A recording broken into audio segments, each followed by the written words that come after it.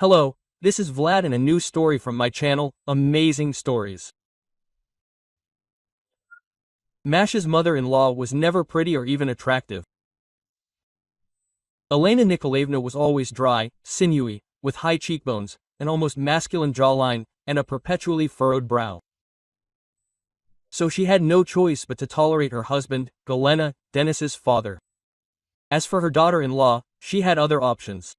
Take, for example, Oleg Dmitrievich, the owner of the chain of hair salons where her daughter-in-law worked. Masha said he was going through a divorce, and Elena Nikolaevna noticed that her daughter-in-law's eyes twinkled a little too much when she mentioned him. Clearly there was some affection there. While it may be subtle for now, Masha is a decent woman, but still, if Denis doesn't come to his senses, who knows what Oleg Dmitrievich's warm embrace of her and his singling her out is worth. Elena Nikolaevna had lived her life and knew that friendship between a man and a woman doesn't exist. Yes, it begins with support and admiration for professionalism, and then anything can happen.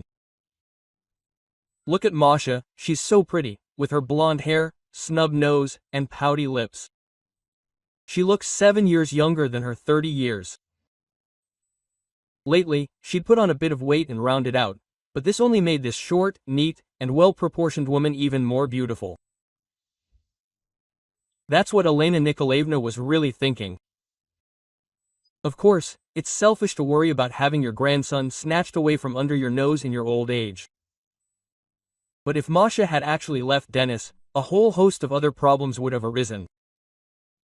Her son would have completely lost his nerve, as they say. Denis took after his mother in appearance. But while Elena Nikolaevna's pedigree manifested itself in an unfeminine appearance, her son has almost jet black hair and thick eyebrows. A prominent forehead and strong jaw, coupled with an athletic build, made him, if not handsome, then certainly a very attractive man. His height, 6 feet 9 inches, was also an asset, but it made Elena Nikolaevna look like a tall, lanky column.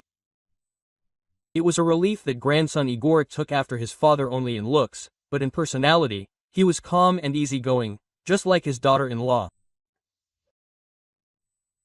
Elena Nikolaevna herself, like her son, had once been overly self-assured, tough, and reckless.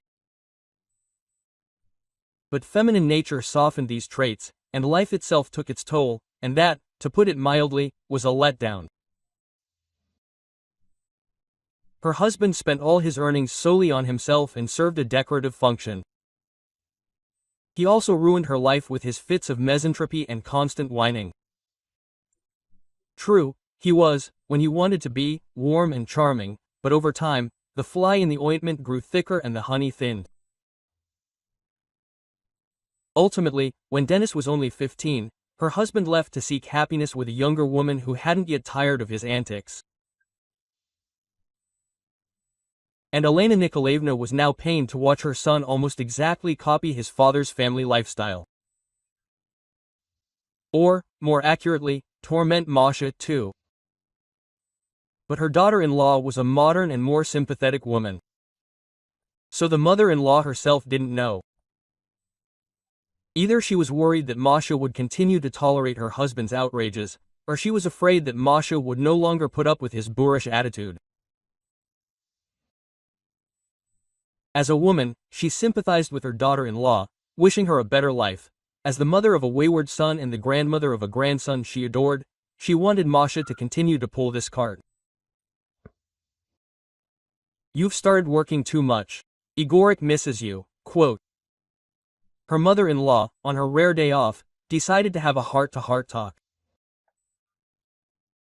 Masha wanted to clarify with Saroni that the problem was that only her 8-year-old son was missing her, while Denis wasn't suffering at all from her absence. But what was the point of offending and further upsetting Elena Nikolaevna? It wasn't her husband's mother's fault that Misha was living in an increasingly unhappy marriage. Denis had always been a superficial, albeit charming, person, but Masha believed family would make him more serious. Now, after 10 years of marriage, it became clear that even Dennis's so-called attempts at business were merely a cover for his affairs and his friendship with the green snake.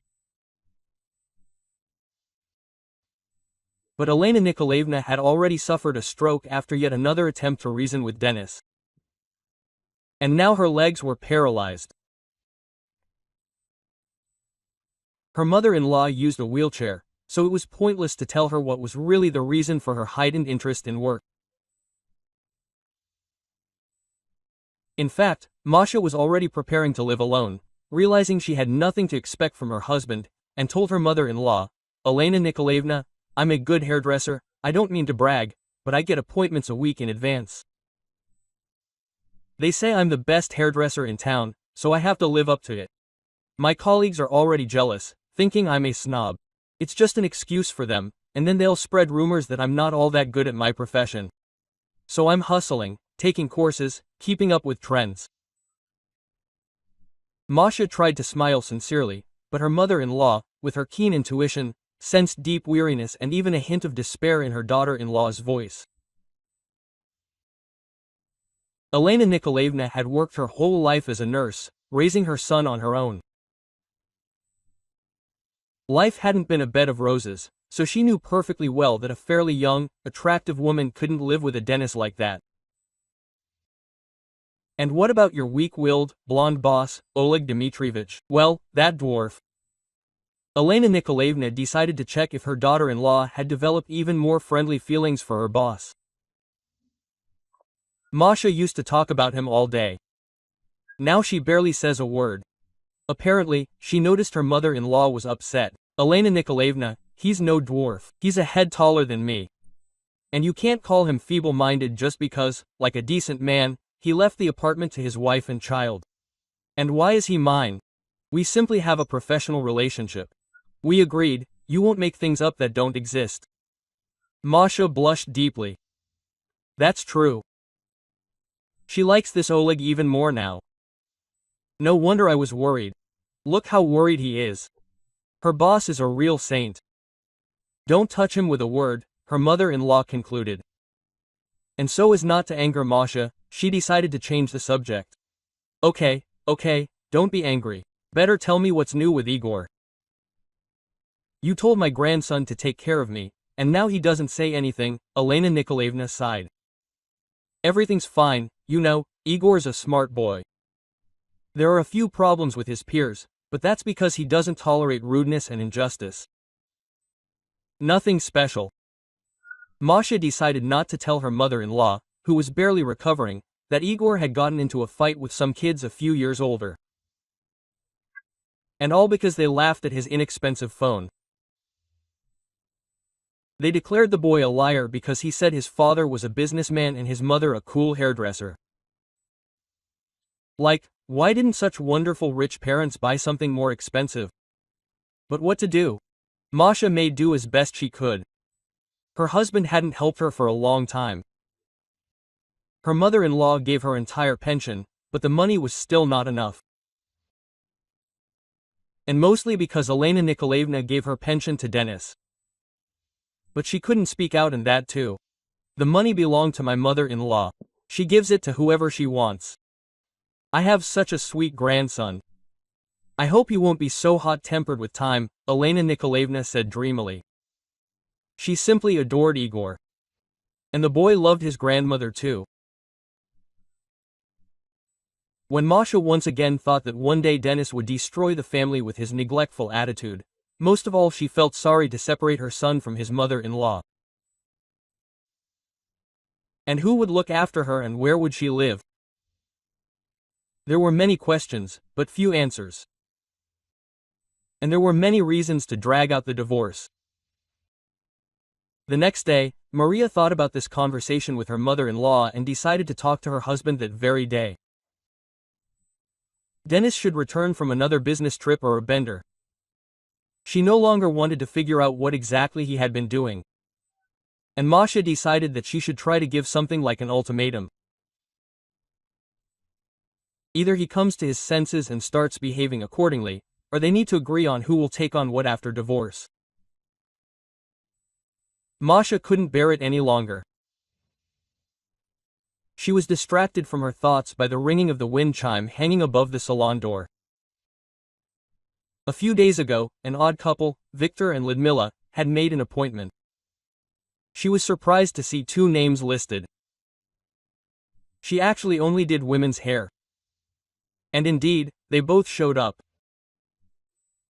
The man looked sunken, if not to the very bottom, then close to it. Nallo's was shaved, and sloppily. Here and there, clumps of hair were visible. He had clearly shaved while intoxicated. Victor was wearing jeans and a stretched-out t-shirt 4 sizes too big. It had an obscene slogan on it, which read in English, "See, I don't care what other people think." Next to the short, stocky man with pale blue slit eyes, a tall, curly, well-groomed woman with light brown hair and a mane down to her waist looked odd. A spectacular figure skater. The brown-eyed beauty resembled an expensive violin and was quietly babbling something in a sad, high-pitched voice. Her eyes were red and unhappy.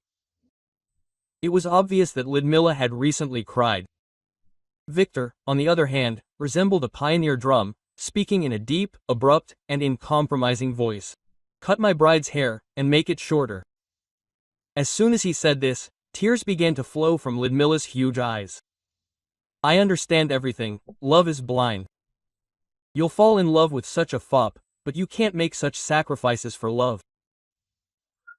It's a shame to cut such wonderful, thick, natural curls." Masha was surprised. And she said out loud, addressing the crowd, "You've definitely made this decision. You won't regret it. You know, I've never seen such thick, wonderful hair in my entire career. Well, I want the dawn." The unhappy girl didn't hide the fact that it wasn't her decision. "Enough chatter, do it." Quote, "What's it called, a bob?" Victor demanded. Ludo hunched her head. This made her swan-like neck suddenly seem short, and she hunched over. Ludmila just looked into Vidya's mouth and nodded like a rabbit looking at a boa constrictor. Quote, "Okay, come in, sit down, we need to look at the hair structure, then the haircut will be more successful, and then we'll wash your hair." Masha noticed that this Victor only seemed so confident. At reception, they offered him tea and TV, but he didn't want to leave his bride unattended. He kept looking around with a frightened expression. He was clearly afraid of something. Masha didn't understand why, but her intuition told her to stall for time. She was in no hurry to start cutting. The client looked very unhappy and frightened. Quote, "Have you used any products? You have very beautiful curls." Masha decided to cheer her up. The girl. She only nodded, frightened. And suddenly, several times, she touched the lower part of her face near the earlobe, which was hidden under her hair. And, taking advantage of the fact that the groom was distracted by a conversation on the phone, she lifted the hair that covered this part of the skin. "Call the police." This was written with an eyeliner pencil. Masha managed to read these 2 words in time. Vidyati was distracted from the conversation on the phone, and Lyuda immediately returned the strand of hair to its place. Quote, "I don't understand. Why are we dragging it out, huh?" the groom asked defiantly. "Unfortunate beauty." Quote, "We've already decided on the hair structure. Now we'll wash your hair," Masha answered as calmly as possible. "Hurry up, I have a lot to do today." Victor was indignant. And the sink for washing hair was in a remote part of the hairdresser's, so Maria turned up the volume of the TV and quietly said to Lyuda when she started washing, "Did I see the sign telling you to call?" Yes, the client replied enthusiastically. "Yes, so loudly that, you see, I noticed it." The girl noticed this and added, "Yes, let's wash it with conditioner too. It will make your hair softer." Quote, Victor believed they were simply discussing some feminine nonsense and returned to his conversation on the phone. "Well, then, I'll get the conditioner. Don't worry, it's included in the price." Quote, under this pretext, Masha went out into the hill and called the police. Everything was fine. Maria pretended it was about the bottle she'd brought. But Lyuda understood perfectly well what was being discussed. From then on, Masha decided to simply stall for time. She didn't quite understand what was happening, but she knew for sure that this Ludmilla was in danger. And it was also clear that the girl didn't want to lose her hair. This mask would also be very good for you, but you have to leave it on for 15 minutes, otherwise it won't work. Masha had been washing her hair for 20 minutes already. When Victor heard they'd have to wait longer, he became indignant. What are you dragging your feet about? I'm not going to pay you for all these procedures. I'll only give you what we agreed on when we made the appointment. Quote. Of course, and I wasn't going to ask for extra payment. But if your fiancé likes the result, all this can be purchased separately. Maria decided that if she pretended to be a greedy hairdresser, everything would look natural and unsuspicious. Advertisements and the desire to make a buck were unlikely to surprise even this Vidya. Okay, we'll wait a little longer, but if your haircut takes just as long, I'll choose another salon and I won't pay you anything at all. Victor decided such a threat would work on the slow and greedy hairdresser. Listen, I'm an expert, and I know that if you straighten and smooth your hair a little, the bob will look better. If you don't believe me, look at the ingredients yourself. The cut will be much neater. Quote. Masha managed to buy herself another 10 minutes by explaining in great detail about the miracle mask. She knew Victor didn't care though. But he hesitated to interrupt the insistent hairdresser. He was probably afraid of arousing suspicion. We women, after all, put on all this beauty just to be loved. Right? Masha asked the frightened Lyuda in her most cloying tone. She just nodded. And why did you hiccup? Probably from fear. Quote. Yes, I'll get some water now. Masha pretended the cooler was broken and they had to go somewhere else for it. That bought her a few more minutes. Maria knew perfectly well that once the client was in her chair, she'd have to start the haircut. Quote. Just pour some water from the tap, after all, my Lyuda isn't some kind of darling, Victor yelled impatiently. And I'm already here. Masha appeared with a glass of water. Then she began combing and styling the client's hair for as long as possible. If you wanted the cut to go faster, you should dry it a bit with a hairdryer. Actually, this was utter nonsense, but Masha realized Victor knew nothing about women's hairstyles, let alone men's. Dry it as much as you can. Oh, what a sleepy kingdom. Vidya began fidgeting in his chair. His patience was clearly wearing thin. Lyuda realized the hairdresser was doing everything to save her hair and calm down a bit. She froze over a glass of water and looked at Masha hopefully. She could only hope the police wouldn't pull up right to the main entrance and, seeing them, wouldn't have time to harm anyone. Someone like that could very well have a weapon. He was clutching a small briefcase so nervously. A fly. Maria heard a car quietly pull up to the back entrance. Without knowing why, she began rattling her tools loudly and desperately, pretending to be choosing the right pair of scissors from a drawer. The police were already entering through the back door, the exact location Masha had described. She had left it unlocked. Quote. Okay, now we'll give her a quick haircut. Masha snapped the scissors in midair, just a millimeter from her luxurious mane. Lyuda shrank back into her chair, needlessly.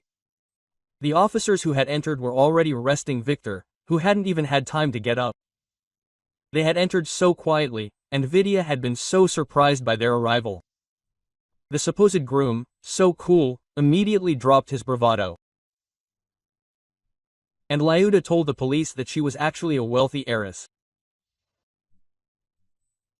Vidya had kidnapped her to cover up the theft of money from her house, and also to collect additional ransom from her relatives. Thank goodness for stalling for time. I wouldn't have survived that haircut, you wouldn't believe it. Quote. She was more afraid of this than if she'd simply been killed, Ludmilla admitted. I'm glad we managed to save not only the nose and hair, Masha replied, feeling a sense of pride in herself. The day clearly wasn't wasted. But why was it necessary? Well, give you a haircut, the hairdresser was surprised. That was Vector's plan. Cut it in one salon, color it in another. And that way I would be less noticeable in the crowd, explained Lidmila. In all this fuss, Masha forgot that she was going to talk to Dennis that evening. And when she arrived, her husband was already watching TV with their son, discontentedly, and was clearly very angry. What are you doing at work? What kind of a star are you? I'm slaving away on a business trip, and she's dancing on TV. Why not cook dinner for my husband? You know that mother is sick. This is how you greet me, Dennis pounced on her. Well, I couldn't help but help someone. Masha didn't want to say in front of Igor that the fruits of her husband's labor were not visible. And if anyone in the family earned money, it was she. Mom, did he have a gun? Were you scared? The boy, unlike his father, considered her a heroine. Now the kids in class will find out that she's truly the best hairdresser. There's nothing to quarrel about. Mashenka did the right thing. We're proud of her. That's right, Igor. Elena Nikolaevna, as always, acted as a peacemaker. By the way, I could have become a business owner too. Maria, offended by her husband, told me that Lidmila, in gratitude for saving her, offered to buy her own salon and give her money for its development. Just don't tell me you were stupid enough to nobly refuse. Dennis's throat was sore from greed. He was up to his neck in debt. But neither his wife nor his mother knew about it yet, so a family-owned beauty salon certainly wouldn't hurt. Of course, I couldn't agree, but what did I do that was so special? I saw the sign and called the police. Any decent person would have done the same in my place.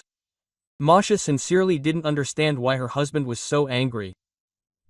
He and Lyuda had agreed that they would sometimes go out together, maybe even make friends. And taking money from her for such a trifle would have been impolite, even if Lidmila had offered it herself. This kind wife turned up at our expense, by the way. Have you thought about your family? The husband yelled, got up noisily from the table and ran into the other room. Quote, Mom, why is Dad angry? Igorek was surprised. The boy was used to his parents arguing often, but he had never seen his dad so angry before. Yes, everything is fine. We will talk and sort everything out. Dad was just worried that something could happen to me.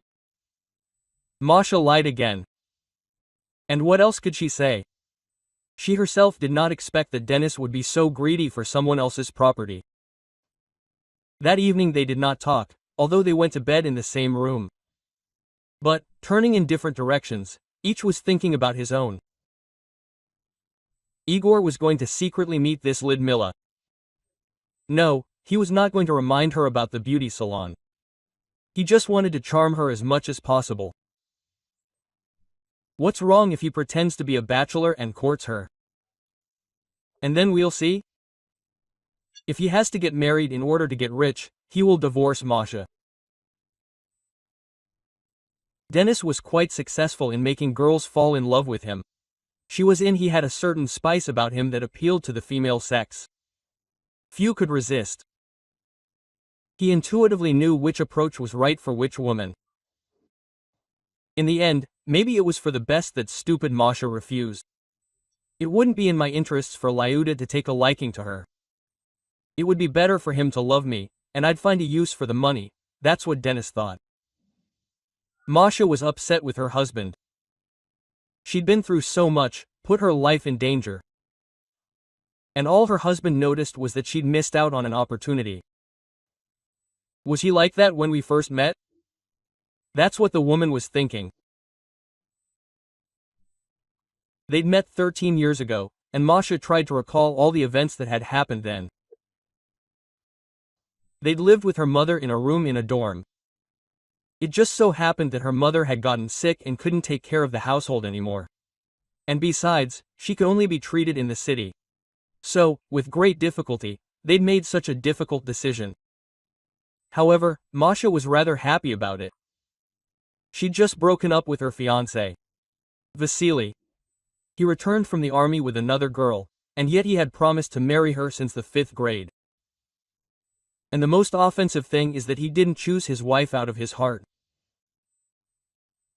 He married none other than the daughter of a rich farmer, a capricious woman 10 years his senior and with 2 small children. For Masha, it was a tragedy. She didn't judge Vasya. She knew he always wanted to live a beautiful life, and she, with a sick mother on her hands, was just not suitable. His youthful dreams are over. If it makes you feel better, I will love only you for the rest of my life.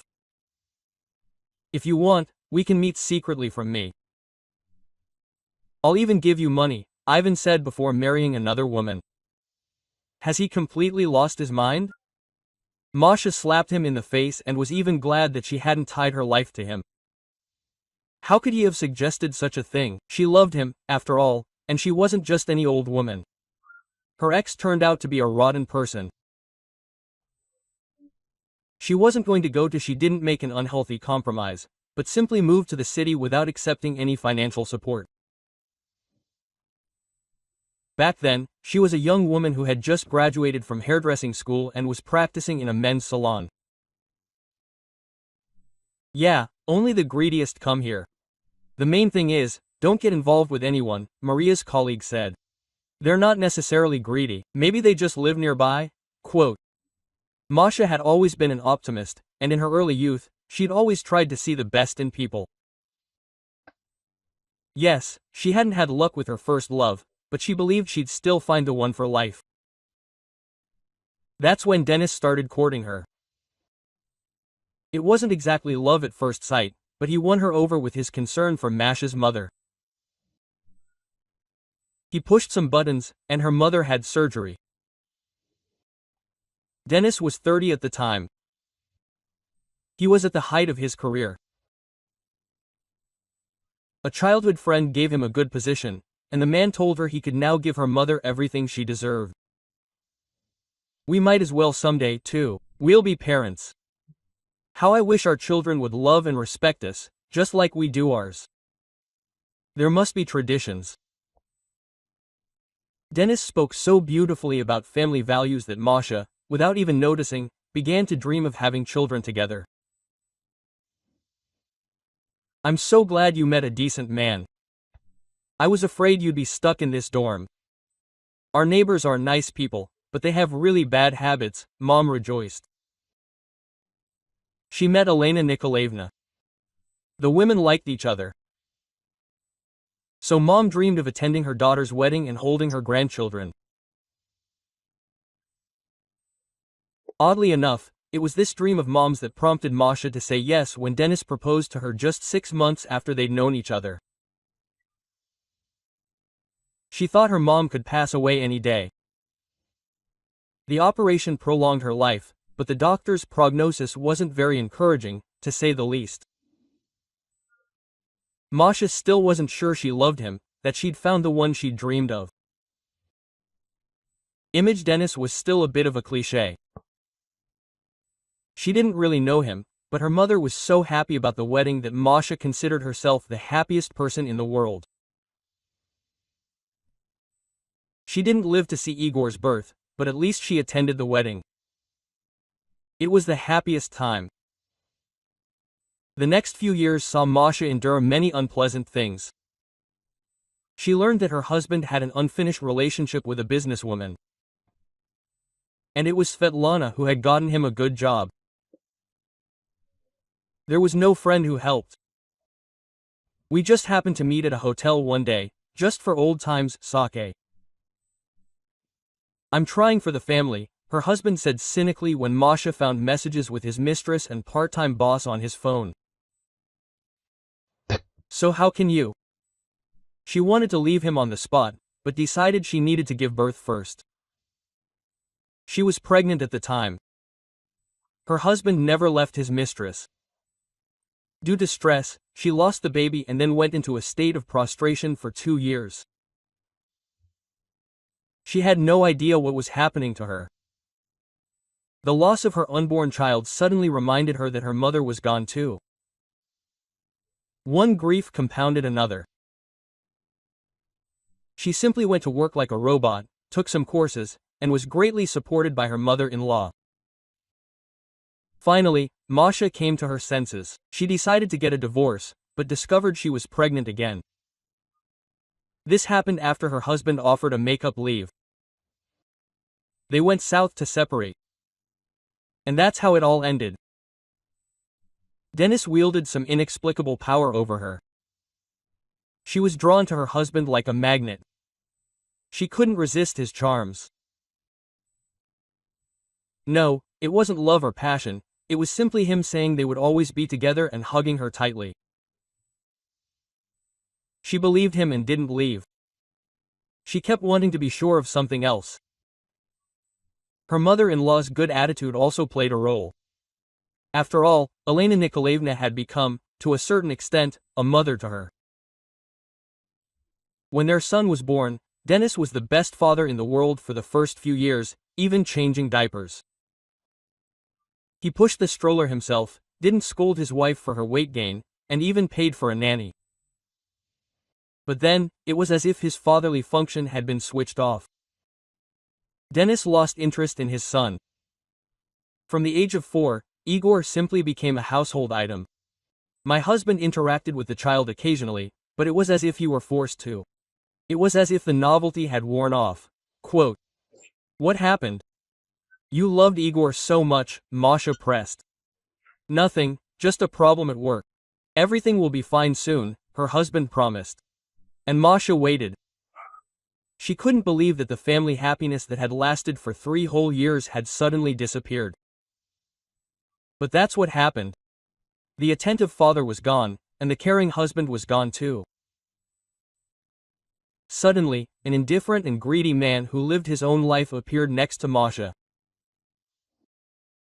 Occasionally, Dennis became like before.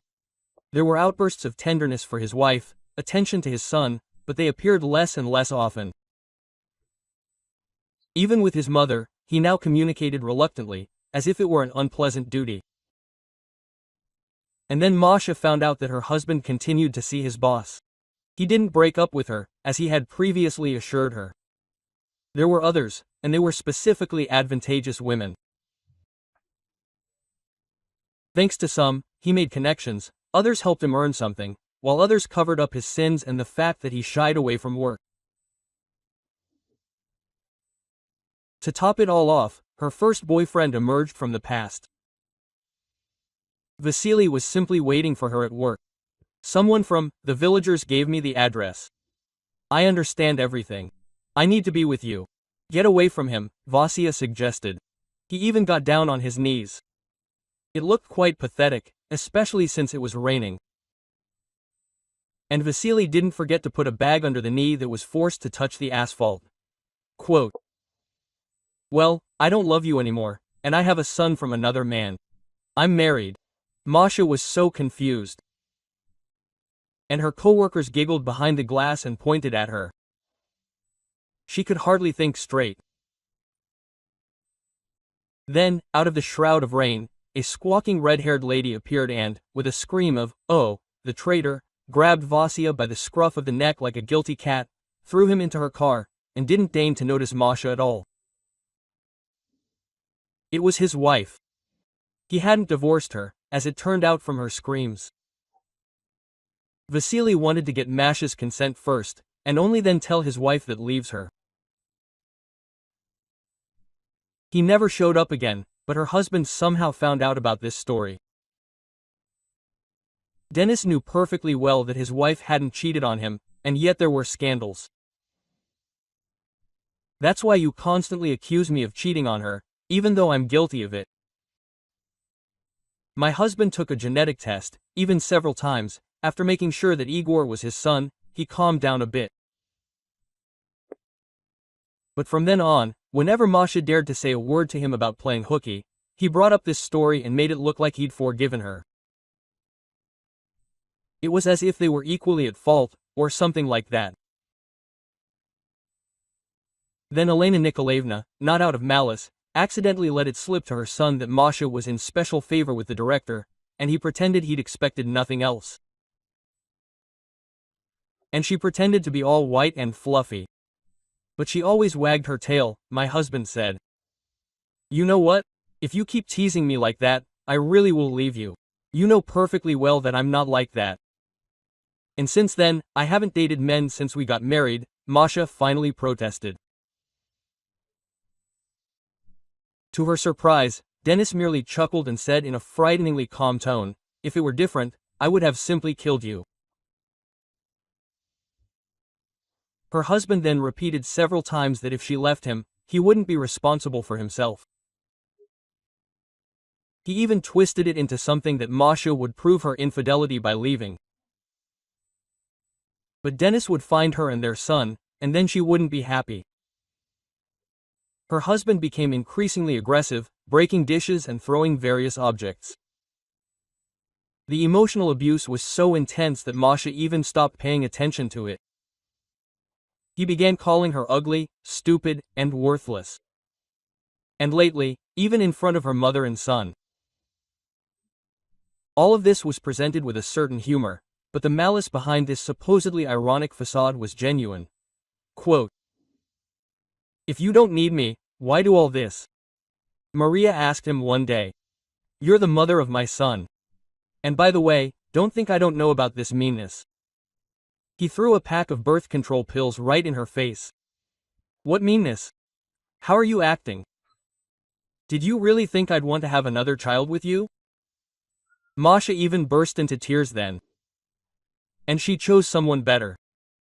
Well, try leaving, you'll see what happens. Her husband pushed her onto the bed. It wasn't very painful, but it was humiliating. And she clearly understood that then everything would only get worse. That's when the decision came.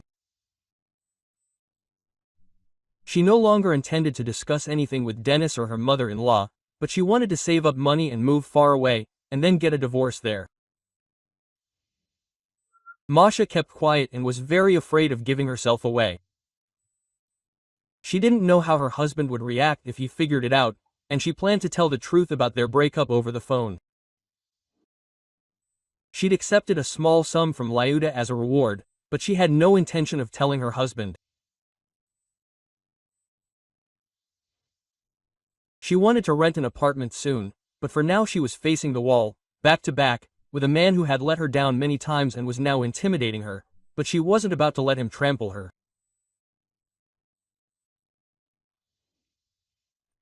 About a month passed. Masha became friends with Lyudmila and couldn't help but notice that her new acquaintance had added heels and floral dresses to her wardrobe. Lyuda was constantly daydreaming and generally seemed incredibly happy. Quote, it looks like you've recovered from the situation with Vidya, Maria said. Oh, don't remind me. I would never have paid attention to him if he hadn't been my high school sweetheart. Who knew he would turn out like this? Lyuda told me she had a boyfriend. He's much older, but she'd never seen such tenderness and care from anyone before. And imagine, he's single and rich. Oh, believe me, living with a man older than you isn't that easy. My husband is over 40, and even then, we've become like strangers, and you're younger than me. Why would you want a gentleman that age? Yes, I understand. At first, it's like a mentor shows concern, but then you're left alone with an ordinary man who constantly wants to re-educate you and thinks he has every right to do so, Masha sighed. She didn't really talk about her personal life, but here she let it slip and no one noticed. Well, no one has a perfect life. I don't think it would be any better if you married someone your own age. Admit it, you love your husband, otherwise why would you live with him? And you have a son, he's such a blessing, Lyudmila objected. I wouldn't like to talk about my personal life. We're going through a difficult time, and yet, keep in mind, wisdom doesn't always come with age. Sometimes it's only age that comes, Masha sighed. Okay, let's not argue. I'm in love and I'm happy. To be honest, I'm ready to marry him, and everyone has their own experience. Lyudmila even got a little angry at her friend, as if she was jealous. So Masha decided that it really was stupid to give advice that wasn't asked for. She should sort out her own life. Forgive me, I really did interfere in something that wasn't my business. Show me your future husband. I promise I'll only say good things. Masha wanted to make peace with Lyuda. Oh, easy. He looks amazing. Tall, brutal, Ludmilla agreed. She leaned on her phone and almost immediately found a photo of her hugging her beloved. Here's a recent selfie. This is my Dennis. Masha knocked over a cup of hot coffee on the table with her elbow and only came to her senses from the pain. She realized she wasn't imagining things. The photo really was her husband. So he was in his element. That's why he listened so attentively to my story and asked about everything. I don't understand anything. Are you crazy or something? Lyuda handed her a wet wipe. But the beige sweater with the coffee stain was already beyond saving, as was her belief that Dennis was even sometimes capable of behaving like a decent person. This is my husband. And it looks like he's decided to take you as a rich mistress. He always did that. And that's why I wanted to break up with him. Well, not only for that reason. There were others, too, Masha said. So why didn't you say anything earlier? I'll call them now and find out everything. Lyuda grabbed the phone and started screaming into it that she was talking to his wife. Quote, "Oh, really? I'll put it on speakerphone now," Ludmilla finally said. She says, "You only want money from me. Don't let her lie. Masha knows I'm breaking up with her. So you decided to ruin my new relationship. Don't believe her, I've fallen in love with you." Dennis lied on the fly and made up something about Masha simply being afraid of being left without his support. She tried to object, to be indignant, but Ludmilla didn't believe her. And Dennis sternly said that the matter was settled, that he could get out of here. He chose Lyuda and then hung up. Quote, "So, did you want to mess with me? You could have told me it was your ex," Lyuda said maliciously as she left. "But I'm not Masha." She started making excuses, but didn't have time to say anything. Lyuda simply stormed out of the cafe, shouting that she would fight for her happiness. So Masha wouldn't be able to slander the man of her dreams. And maybe it would be better if Dennis left on his own, without seeking revenge. I just feel sorry for Lyuda. Masha came home with these thoughts. She warned her mother-in-law that they would have to leave with their son. Her husband had decided so, and she couldn't do anything about it. Elena Nikolaevna was very sympathetic, though she couldn't help, and only repeated several times that they had to wait until the last minute, because if the family came to an end, it would be impossible to put it back together. Quote, "Mother, don't give me advice. I'm already an adult, I'm going to live with her people at her house. But in a month, Masha must be gone," Dennis said. "But what about little Igor?" Elena Nikolaevna was frightened. "He'll live with his mother." "He's not the first, he won't be the last," said her son, adding, this time addressing Masha. "Don't count on alimony, I know how to hide my income." "How can that be? It's not humane." "You lived so well," Elena Nikolaevna continued lamenting. "Exactly. We lived well then, and now Masha is nothing to me. So let her go," Dennis snapped. The next 2 weeks made the situation even worse. Oleg Dmitrievich handed her a thick envelope and said, "Masha, you know how much I value you, but very powerful people insist that I fire you. This is for you to get started. I hope the situation calms down, and then you'll come back to our salon. Call anytime. You know how much I value you. Forgive me again." Hey, who's asking to fire me? For some reason, Masha wasn't surprised to learn that Ludmilla was using every available lever of pressure. "Just don't tell me I told you. I was asked to keep it a secret. But I think it's important for you to understand that you're unlikely to be able to get a job at another salon," Oleg Dmitrievich blushed. "And why did I ever help these people? Now I'm getting divorced, just like you, and I can't even find a job. I have nowhere to live. My dorm roommates started a fire. Now it needs repairs. And where will I get the money? Masha herself didn't understand why Oleg had to dump all this on her. You know what? I'll help. You can just rent an apartment. Since you're getting divorced, I can say that I have feelings for you. Oleg Dmitrievich began to timidly say something about how his feelings had recently gone beyond friendship. Oleg, with all due respect, are you kidding me? This isn't the best way to calm me down. Masha thought he was trying to support her in this strange way. Like, not all is lost, and he's attracted to her. I'm not at all. Oleg was still muttering something, even starting to stutter from excitement, but Maria had already rushed out of the hairdresser's as if scalded. Only then did he realize that he really had chosen the wrong time and place to express his feelings, which were quickly developing into something more. How are you living here? My mother-in-law, despite being in a wheelchair, still came to visit her grandson and brought a gift for her almost ex-daughter-in-law. We try not to complain.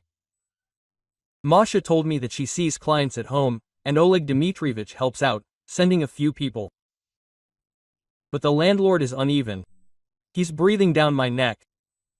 He's raised the rent, so it's hard to survive.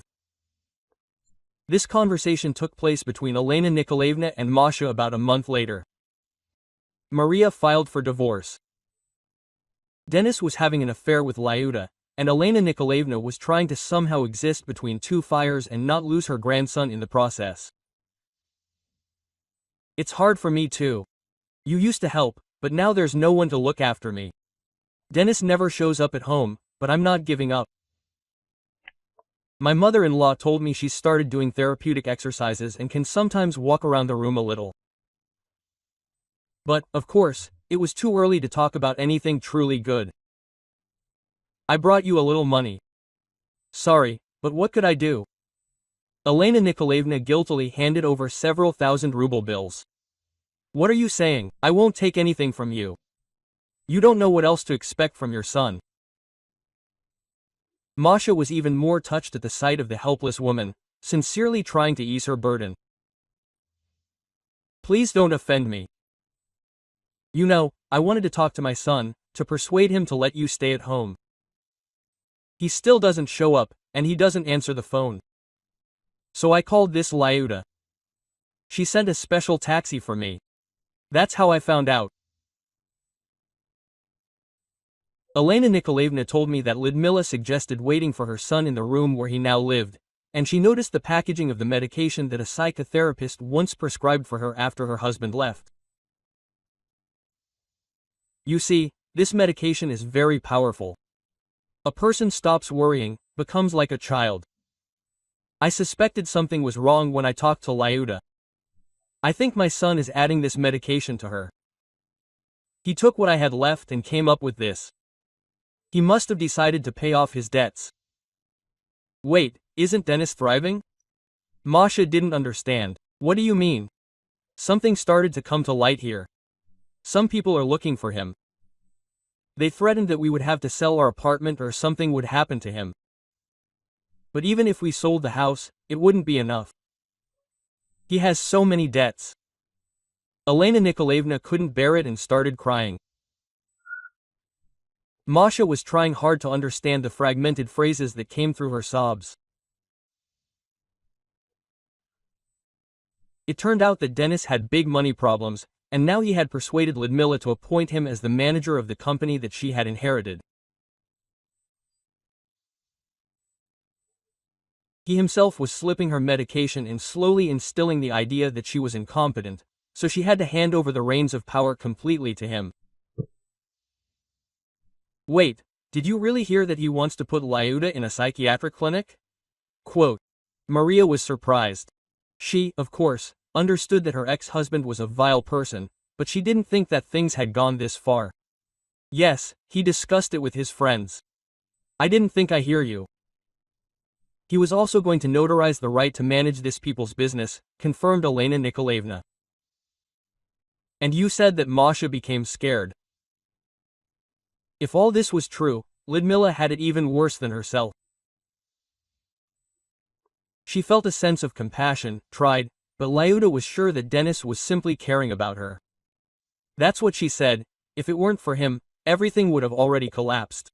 And with him, she feels like she's behind a stone wall. The unhappy mother of a swindler's son threw up her hands. So I decided to consult with you, concluded Elena Nikolaevna. Only then did the full picture appear before Masha. The unfortunate mother-in-law was trying to save both her and Lyuda from her own son, but she didn't know how to do it, and she was very afraid of dying before she could do anything sensible. That's why she came to Masha. That's what I'll turn to my former boss, well, that same Oleg. You suspected that he's in love with me. And it looks like he is. But that's not the point right now, it's that he knows Ludmila. His father was friends with her father, so maybe he'll try to convince her to get tested, Masha said. And I don't mind you building a personal life. Right now, I myself wouldn't wish you back with my Dennis. The mother-in-law was glad that it seemed like a way out had been found. During her independent life, Masha realized that she could trust Oleg. Moreover, she also began to like him, so she was sure the man would help, she could trust him. Lyuda really did become a bit strange. I'll try talking and getting tested under the pretext that she might also have low blood, like her father. You shouldn't mention Dennis right away. I don't think she's ready for this information. Oleg agreed to help. Lyuda went to the hospital. They gave her an IV drip, and soon she began to think better. That's when Masha explained to her why there were strange substances in her blood. I told her what I'd heard from Elena Nikolaevna. Was it true? Dennis kept trying to persuade me to come back quickly, saying people might figure out, well, that I was crazy. Ludmila was completely at a loss.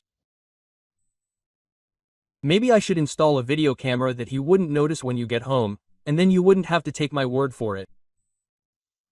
And I also need a reliable person, someone Dennis doesn't know by sight, just in case. Masha told me that in the last years of their married life, her ex-husband began threatening her. You never know what he's really capable of. I have such a person, Pasha. Lyuda told me that while she was in the clinic, a homeless person was admitted.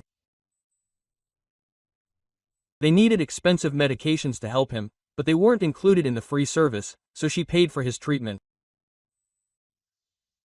That's how they became friends.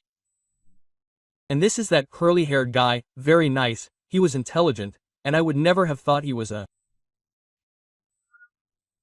Masha saw Pavel already washed and dressed, and learned from the crowd that after his mother's death, his relatives had kicked him out of their home. His mother had once disowned him, without having time to formalize the inheritance. That's how badly he had to deal with it.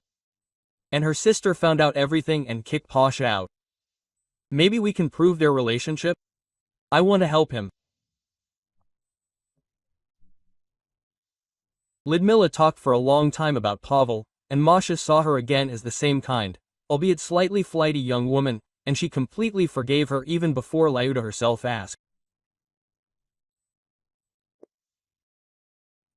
Pavel agreed to help without further ado. He looked at her like Pasha would look at a queen. And Masha immediately realized that the guy was madly in love with her. Lyuda, however, was just attracted to him for now, and all she could do was hope that she wouldn't break the tramp's heart. Lyuda, you never listened to me, so at least believe me here. Pashka is in love with you. He's in love. Be careful with him, huh? Masha warned. He's 5 years younger than me. He's barely 20. Lyuda, as always, started to argue, then stopped herself and thought, well, if you're still so stubborn, then everything must be fine with you. Quote. Maria was delighted. The main thing is that Lyuda believed her, and they made up.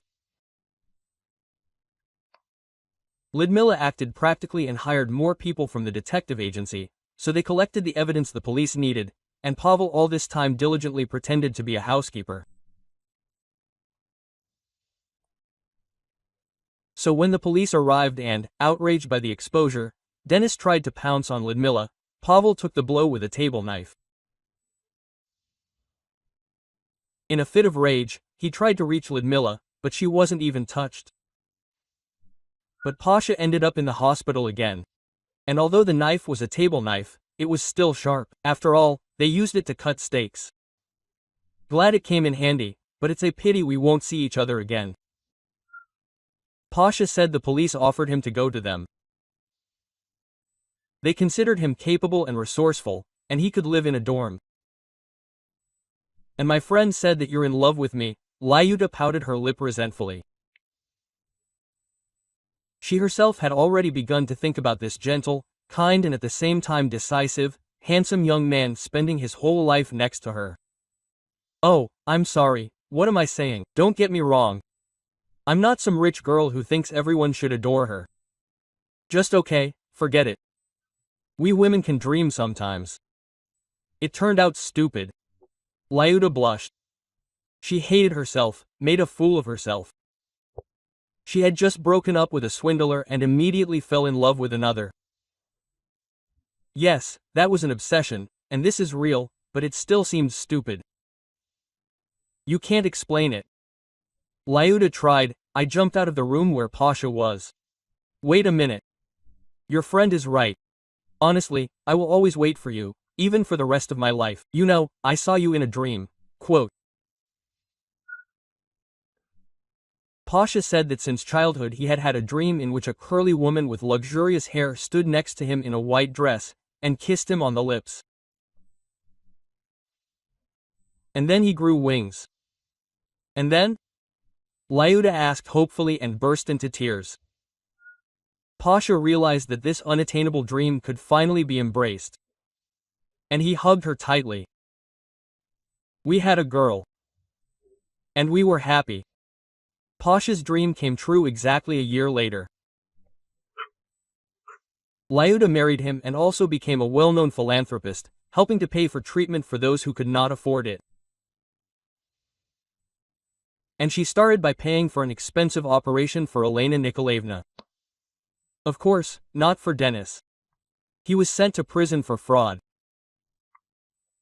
Too many women had collected evidence of unseemly behavior against him. This is for you and for Igor, Lyuda told her friend. She was glad that the elderly woman had finally recovered. A month later, Masha told Ludmilla the good news. She was getting married to Oleg, and Elena Nikolaevna was the happiest for her. Quote. Imagine, my Igor will have a little brother or sister. Wait, when did you find out about this? It turned out that my friends were due around the same time. And I'm a single mother, so I'm having a girl. That's what Pashka said. Lyuda really wanted to become a mother. And on time, a girl was born, and then Dima. If you like this story, please support me with a thumbs up button. It's just one simple action for you, but it means a lot to me. Thank you in advance and all the best. M.